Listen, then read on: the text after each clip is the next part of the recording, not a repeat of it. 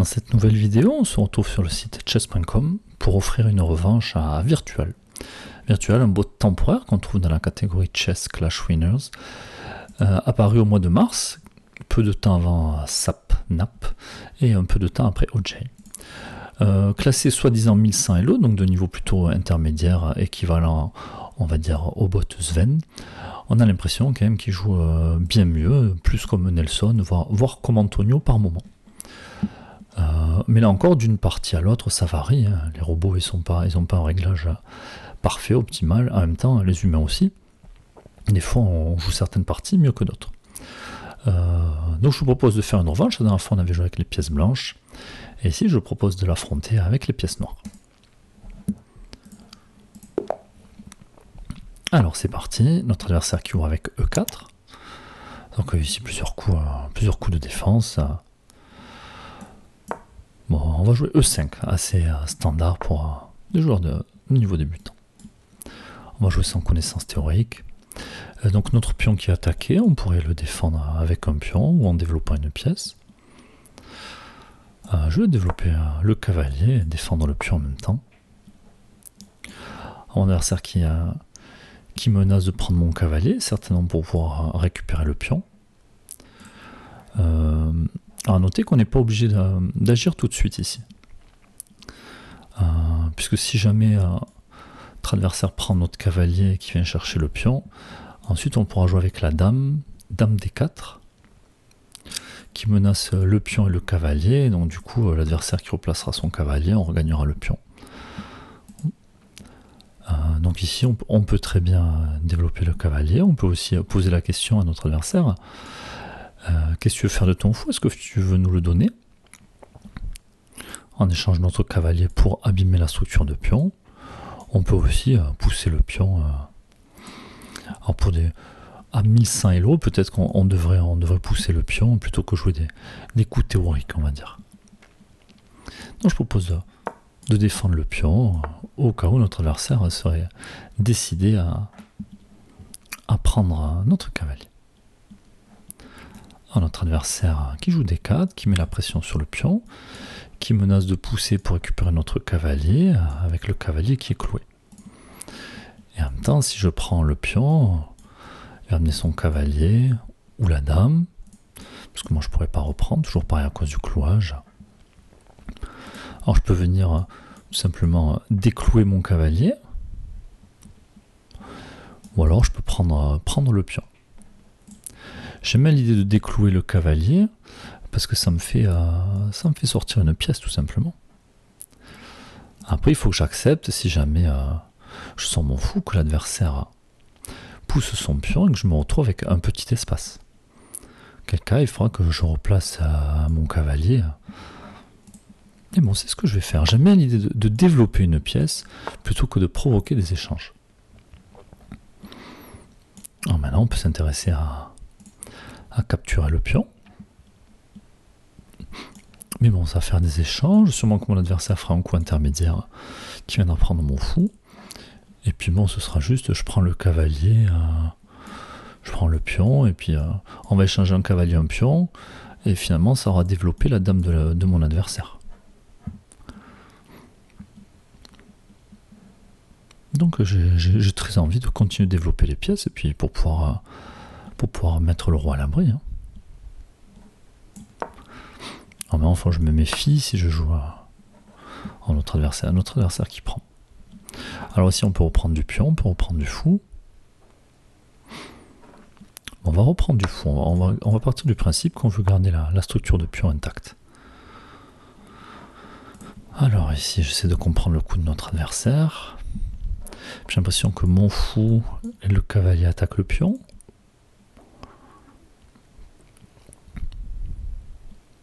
Alors ça m'embête parce que mon roi est au centre. Et si mon adversaire veut échanger... Mais moi, est-ce que je crains vraiment quelque chose? Sachant que ma pièce est défendue. On va voir, je vais venir prendre ce pion, et puis après je vais essayer de mettre mon fou. Voilà, on avait peur d'un coup comme celui-là. mon cavalier sert à protéger mon fou, donc il faut que je le garde pour le moment. Et maintenant, je vais avoir mon fou qui va être cloué. Donc, prochain coup, mon adversaire, une fois qu'il aura bougé son cavalier, qui menacera de récupérer mon fou. Donc, je vais sortir de ce vis-à-vis. Alors, j'ai pas peur d'un cavalier qui s'échapperait, je pourrais le prendre. Et j'ai même envie de roquer. Alors, je m'intéresse à un coup comme celui-là. Après, j'ai le cavalier de mon adversaire qui peut manger un recul. On va peut-être essayer de chasser le cavalier d'abord. Pour pouvoir jouer l'enfilade. La dame qui menace le pion, pour le moment c'est défendu. Je pourrais mettre la pression sur le cavalier.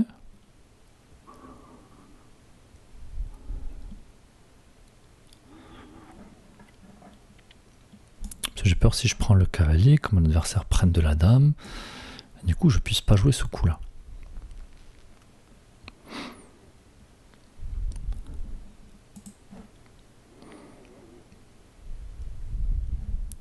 J'ai pas envie de perdre ma paire de fous pour rien. Si j'avais quelque chose à y gagner, je le ferais. Alors je vais renforcer la pression sur ce cavalier.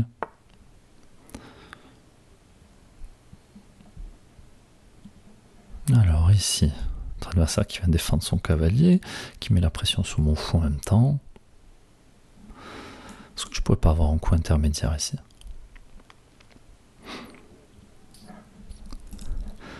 Parce que si j'arrive à sortir ma dame de la 5e rangée, peut-être que je peux gagner du matériel. Mais bon, si je mets, elle a encore une case ici. Et peut-être si je pousse encore, la dame sera obligée de reculer.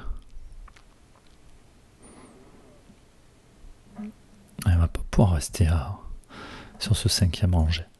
Et donc je vais peut-être pouvoir récupérer le cavalier. On va voir. Je menace la dame. Je m'attends à un coup comme celui-là. Et si la dame sort de cette 5e rangée, mais j'avais prévu de récupérer le fou. Pardon, de récupérer le cavalier avec mon fou. Voilà, on a gagné du matériel. On a toujours le pion qui contrôle cette case. Alors je pourrais venir mettre la pression sur la dame. Est-ce que ça a un intérêt? Je sais pas.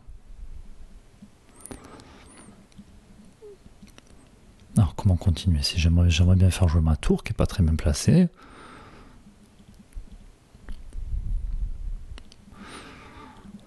Alors je peux gagner un temps en replaçant mon fou. Est-ce que l'adversaire n'a pas tout simplement poussé le pion? Je peux aussi carrément ramener mon fou en C6. J'ai pas vraiment envie de mettre mon fou en D3. J'ai pas envie que l'adversaire mette la tour derrière. Bon, après tout, le fou vise de loin, donc je vais le décaler. Puis je vais venir faire de la place pour ma tour. Alors ici, je pense même que je menaçais des choses assez désagréables. Il faut que je fasse attention au mat du couloir. J'ai pas touché à mes pions. Bon, ce fou m'embête, j'aimerais bien m'en débarrasser. Alors je m'attends à un coup comme celui-là. Ou ça, c'est plus ou moins la même chose.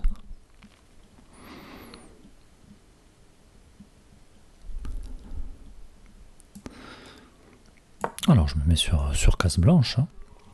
Le fou qui va avoir du mal à me toucher.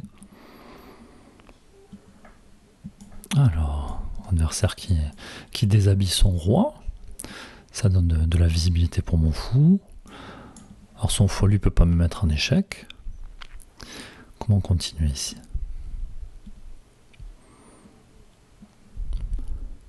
Je peux venir tripler aussi. Hein, tour, dame, tour, on aime bien ce genre de choses. Et puis, j'allais dire, avec ce cavalier qui couvre, ce fou qui couvre, est-ce qu'on pourrait pas faire un mat du couloir ici? Le fou qui couvre les cases blanches, le cavalier qui couvre la case F2, donc le roi qui ne peut pas fuir, Donc si je fais tour échec, tour prend tour, dame prend tour, tour prend dame, tour prend tour, et les autres pièces ne peuvent pas couvrir, je pense que la partie s'arrête ici. Alors on y va, échec, échec, sacrifice de dame, échec et mat. Un joli coup pour finir. Ça, on a dit, tiens, il a avancé ses pions, son roi n'est plus enfermé, mais en fait, si. Je vous propose de demander à l'ordinateur ce qu'il a pensé de notre partie, puisqu'il signale qu'on a fait 3 gaffes. Donc, on va voir.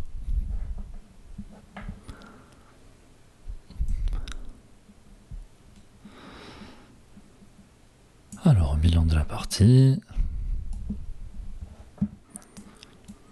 Donc, on a joué à 85% de précision. Bon, de 3 gaffes, on est passé à 0. Mais on a quand même 2 erreurs. On note que l'adversaire n'a pas eu l'avantage dans la partie.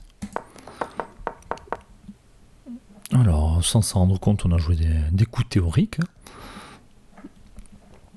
Donc, notre adversaire qui a joué l'ouverture espagnole. Alors, ici, qu'est-ce qu'on a fait par la suite? On a développé des pièces, on a laissé l'adversaire prendre pour développer des pièces. Bon, l'ordinateur qui valide de venir récupérer ce pion.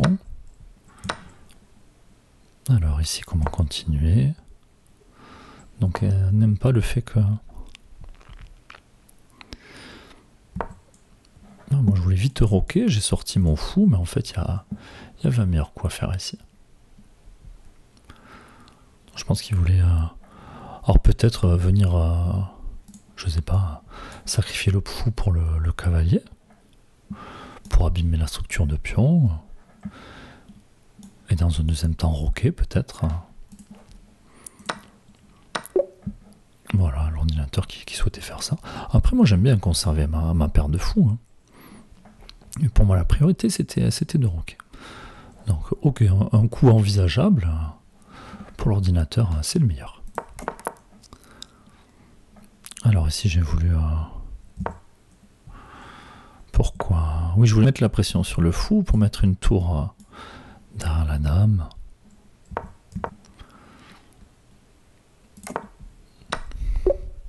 Mais bon, il voulait vraiment récupérer ce cavalier pour abîmer la structure de pion de l'adversaire. Ok, donc là c'est là nos 2 erreurs. Donc c'est le coup qu'on ne voulait pas jouer, qui n'a pas pu à notre ordinateur. Après là un coup pas facile à voir, enfin pas facile à voir. On se dit tiens, si on récupère le cavalier, il est défendu 2 fois. Et moi j'attaque 2 fois. Et donc ce qu'on voulait c'était supprimer un des 2 défenseurs.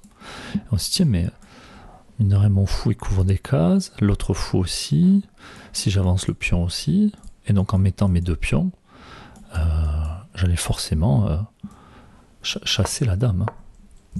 Donc si la dame n'avait pas quitté la 5e rangée tout de suite, admettons si elle avait joué dame à 5, j'aurais pu jouer tout simplement B6. Mon pion était protégé par la tour. Ce pion mettait à la pression, protégé. Bon, du coup, on a gagné du matériel. On a cherché à comment continuer ici. On a replacé le fou. On a la dame qui a attaqué, on la décale. On voulait se débarrasser de ce fou. Donc l'adversaire qui n'a pas voulu la replacer.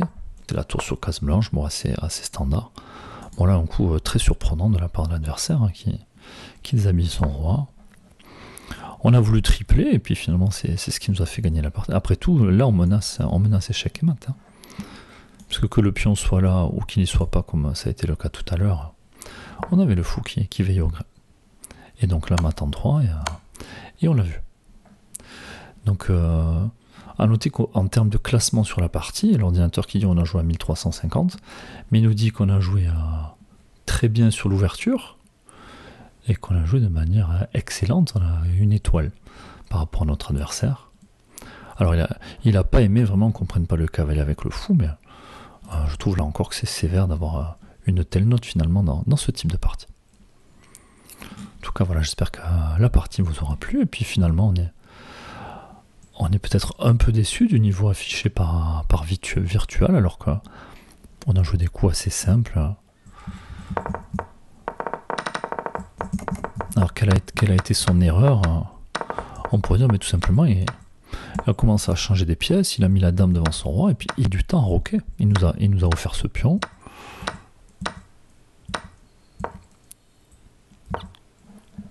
C'est vrai que avec le recul, alors pas forcément prendre, mais peut-être on aurait pu mettre la pression sur ce cavalier. Et bon, c'est vrai, on a peur si jamais il bouge.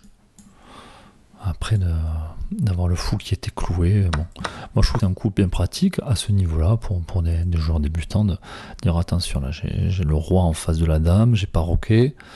La priorité ça va être de roquer, donc je voulais déjà casser ce vis-à-vis, donc je valide le coup que j'ai choisi de jouer par rapport à ce niveau-là. Donc même là encore l'ordinateur qui voulait pas roquer tout de suite. Bon. Moi je préfère autant. En tout cas, voilà, nouvelle partie face à un adversaire, j'espère que ça vous aura plu. N'hésitez pas à dire ce que vous avez pensé à la fois de la partie ou de Virtual, si vous aussi vous arrivez à le battre facilement ou pas. Et nous on se retrouve très prochainement. À bientôt.